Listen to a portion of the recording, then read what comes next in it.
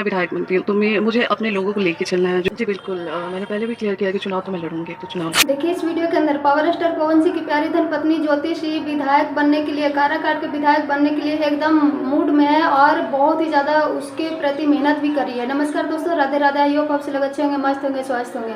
पवन सिंह के काराकाट में विधायक बनने का सपना ज्योति सिंह ने बहुत ही अच्छी तरह से तोड़ चुकी है और पवन सिंह कभी भी काराकाट से जीतने वाले नहीं है। अगर वो खड़ी भी हो गए ना काराकाट से चुनाव लड़ने के लिए, तो वो इस बार तो और भी बहुत ही बुरी तरीके से हारने वाले हैं, क्योंकि ज्योति भाभी इतना ज़्यादा मेहनत कर चुकी है, इतना ज़्यादा प्रचार कर चुकी है कि अभी 90% तो वोट हमारी ज्योति भाभी के साइड में है और जो 10% बच रहा है वो भी चुनाव आते आते उनके साइड में हो रहा है। और सबको बस यही उम्मीद है कि इस बार ज्योति भाभी पक्का काराकाट से विजयी होगी। और वो वैसे पवन सिंह को बहुत ही बड़ा एकदम झटका दिया ज्योति भाभी ने। जो कुछ भी जितना भी रुला है, जितना भी दर्द दिया हमारे ज्योति भाभी को, वो सब बदला ले ली अपने इस चुनाव के मामले से।